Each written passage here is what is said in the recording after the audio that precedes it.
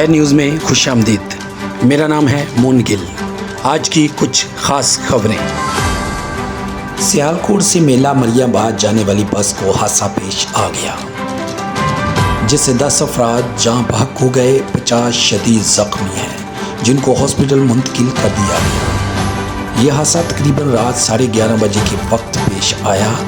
بس تیز رفتار چلانے کی وجہ سے ہوا اور ضلع انتظامیہ نے طبی امداد کا کام شروع کر دیا۔